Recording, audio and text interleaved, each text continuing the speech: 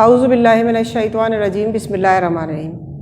Dear students, Assalamu alaikum. I am here to continue my third lecture of first chapter, 20 minutes with Mrs. Judy Auchintup, third lecture. And these questions will be satisfied through my lectures.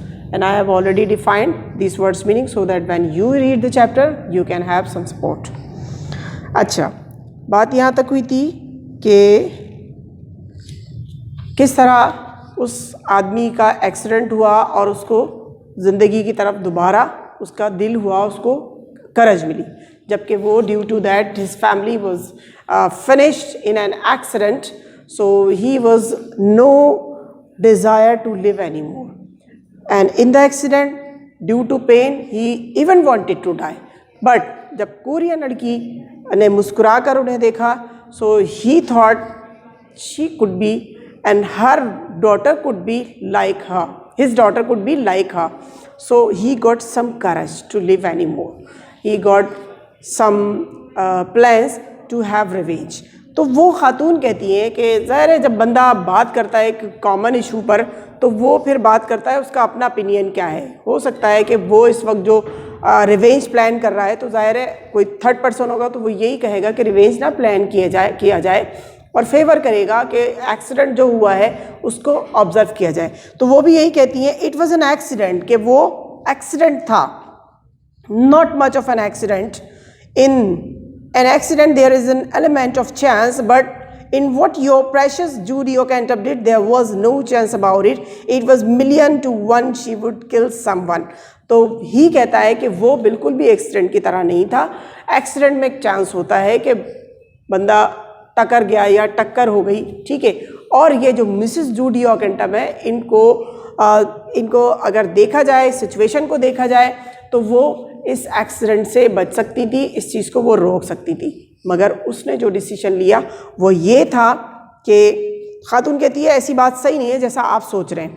वो ये था कि वो Mrs Judy ऑकिंटम तेज़ drive कर रही थी. मैं थोड़ा ये पैरा भी आपको पढ़ाती हूँ ताकि आपको समझ में. It is true and you know that she was driving, he कहता है, she was driving at 50 miles an hour in a built-up area. She pulled out to overtake a bus on a blind bend and she saw herself running slap into a lorry coming on the other way. She had a choice. She could ram the lorry and kill herself, or she could swerve onto the pavement and kill two innocent pedestrians. She didn't hesitate. It was her life or theirs. She mounted a pavement and she's alive today, and my wife and a little girl are dead. अब वो कह रहे हैं कि एक built up area, जैसे कि हमारा हम क्रॉसिंग की बात लें कि बिल्टअप एरिया है, इस तरफ बिल्डिंग्स हैं, रोड के उस तरफ भी बिल्डिंग्स हैं, ठीक है, और यहाँ पर काफ़ी ट्रैफिक कंजेशन हो जाता है, काफ़ी डिफरेंट डायरेक्शन से ट्रैफिक आ रहा होता है. तो वो इसी तरह बात कर रहा है. इतने बिल्टअप एरिया में वो 50 माइल्स की स्पीड से गाड़ी चला रही हैं. अच्छा, अब जो सिचुएशन सामने आती है, तेज़ी की वजह से उसने एक बस को ओवरटेक किया. ओवरटेक का मतलब जाहिर सी बात है कि आगे सामने गाड़ी का सामना हो सकता है अगर आपने बहुत स्किलफुली नहीं किया, अगर आपने बहुत जल्दी की. ओवरटेक किया तो सामने उसको लॉरी नज़र आई. अब एक ये डिसीजन था कि अब वो अपनी लॉरी में अपनी गाड़ी को टकरा दे. इसका मतलब है शी इज़ फिनिश्ड. या वो ख़ुद को बचाने के लिए उस पर पेवमेंट पे, जिसे हम फुटपाथ कहते हैं, पेवमेंट पे गाड़ी चढ़ा दे, जिससे वो खुद तो बच जाएगी, लेकिन अगर फुटपाथ पे कोई हुआ तो हो सकता है कि वो, और लाइकवाइज कि उसकी बेटी और उसकी बीवी वो फुटपाथ पर as pedestrian they were walking there.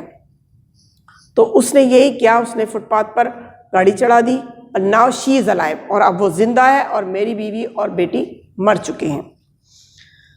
तो फिर वो कहती है कि मुझे अफसोस है इस बात का, और वो कहता है आप सोच नहीं सकती कितना मुजरिमाना तेज़ ड्राइविंग वो कर रही थी. इसके अलावा वो नशे में भी थी. वो कहती है कि वो नशे में नहीं थी. फिर वो बताता है कि वो she had been a cocktail party and she was driving fast for a bet. One of her rotten set had weighed her 5 pounds. She wouldn't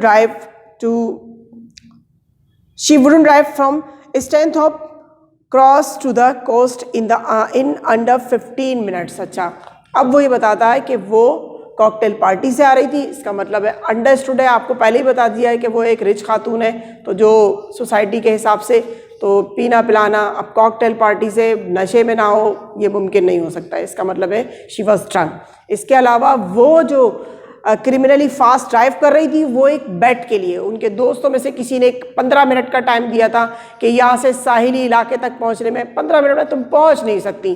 5 pound की उन्होंने शर्त भी लगा ली थी। जैसे कि अगर हम यहाँ क्रॉसिंग से और बीच पर जो हमारा यहाँ पे जो बीच है, समंदर है, वहाँ तक की अगर हम 15 मिनट का हिसाब किताब रखें तो जो लोग ड्राइविंग जानते हैं वो समझ सकते हैं it is next to impossible. So likewise अब वो कहता है you know the bends blind corners. अब ये देखें ट्रैफिक का हुजूम देखें, ब्लाइंड कॉर्नर्स होते हैं, बैंड्स होते हैं, किस तरफ मुड़ना होता है, मुड़ने से पहले गाड़ी स्लो करनी होती है, हॉर्न करना होता है या व्हाटएवर कुछ रूल्स होते हैं, वो सबको रोनती हुई आगे बढ़ती चली गई। तो अंडरस्टूड सी बात है कि एक्सीडेंट तो होना ही था। तो वो ये कहती है the police didn't call it murder, police ने इसे मर्डर नहीं कहा, वो कहता है मैं इसे मर्डर कहता हूँ।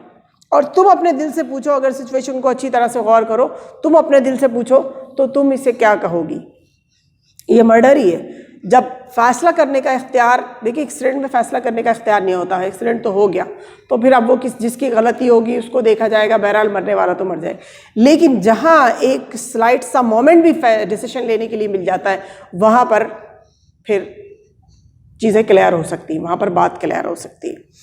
How do you know she saw them. अच्छा वो ये कहता है कि जबकि उसने उन्हें देख भी लिया था, वो ये कहती तुम्हें कैसे पता देख लिया था।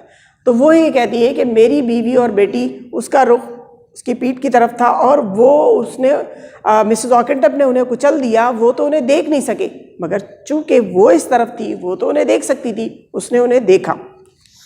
अच्छा फिर वो खातून ये कहती है कि उन्होंने इसकी सज़ा भी भुगती। She serve that sentence 18 months in prison, 18 महीने की जेल, उसने वो सज़ा झेली। तो वो कहता है शी हैडंट एनी ऑप्शन, उसके पास इसके अलावा कोई चारा ही नहीं था कि वो 18 महीने की जेल जो पुलिस ने जो मुकदमा किया, जो अदालत ने ये समझा कि ये एक एक्सीडेंट है, मैनस्लॉटर कहा जाता है इसको, और इसके नतीजे में उसको 18 महीने की कैद दी गई। लेकिन अगर इसे मर्डर कंसीडर किया जाता तो इसका डिसीजन कोर्ट, इसका फैसला कुछ और ही लेती, कोर्ट ऑफ लॉ में इसका decision that could be something else. तो फिर वो ये कहती है कि अच्छा चले, जब आप मिसेस ऑकेंटप से मिलना चाहते हैं तो फिर आप क्या करेंगे। तो वो कहता है विदाउट एनी हेजिटेशन आई शैल किल हर, मैं उसे मार दूंगा। घबरा जाती है, बहुत घबरा जाती है। Kill her, no you can do it, तुम ऐसा नहीं कर सकते। I haven't quite made up my mind how but I wanted to do it in a most painful way, मैंने अभी जहन नहीं बनाया कि मैं उसे कैसे मारूंगा, लेकिन मैं उसे शदीद तकलीफ दे के मारना चाहूँगा, क्योंकि उसका दिल बहुत टूटा हुआ है, वो बहुत ज़्यादा दुखी है। Will you give her any warning, खातून पूछती है क्या आप मिसेस ऑकेंटप को कोई वार्निंग भी देंगे। वो कहता है हाँ वाकई में। Naturally she will know why she is being punished, उसे पता होना चाहिए कि उसे सज़ा किस बात की मिल रही है। शी कहती है so tomorrow morning you are going out to commit murder, तो अगली सुबह, कल सुबह तुम एक मर्डर करने वाले हो।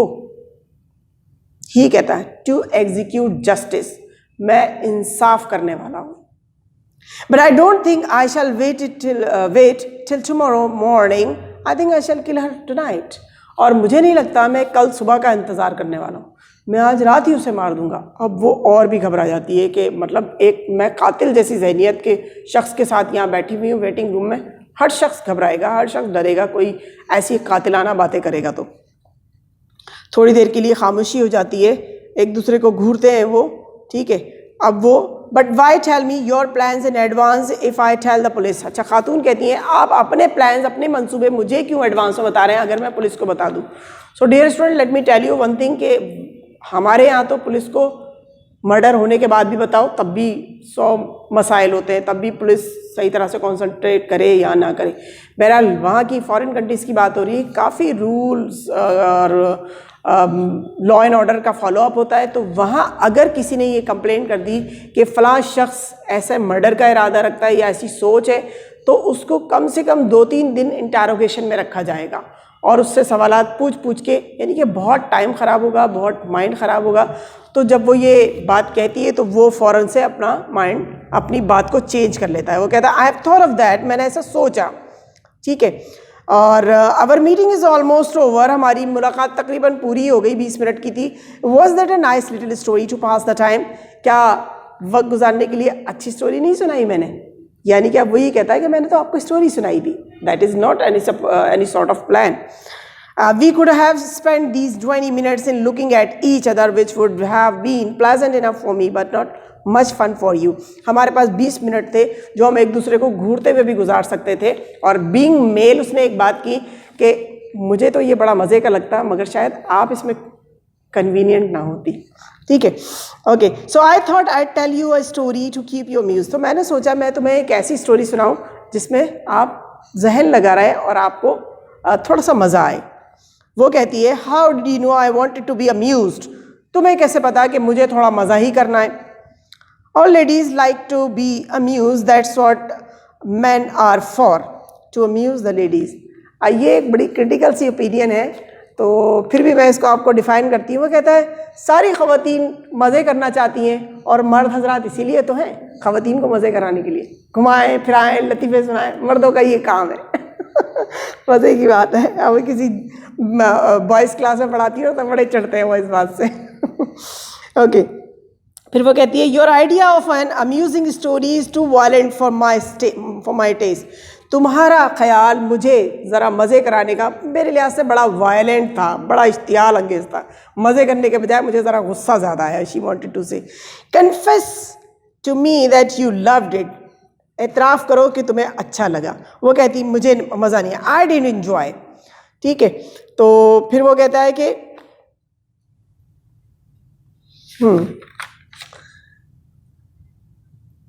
so she said, so everything is true about your story except that you've come here to kill Mrs. Ockentop. तो तुम्हारी कहानी में सब कुछ सच है सिवाय इसके कि तुम यहाँ मिसेस ऑकेंटॉप को कत्ल करने आए हो। अब उनका जवाब सुने, दैट्स ट्रू टू, ये भी सच है, यानी कि मुझे मिसेस ऑकेंटॉप को कत्ल करना है, ये बात सच है। लो भाई, अभी स्टोरी बनाई थी अब फिर सच कह दिया, मतलब बहुत कंफ्यूज कर रहा है खातून को।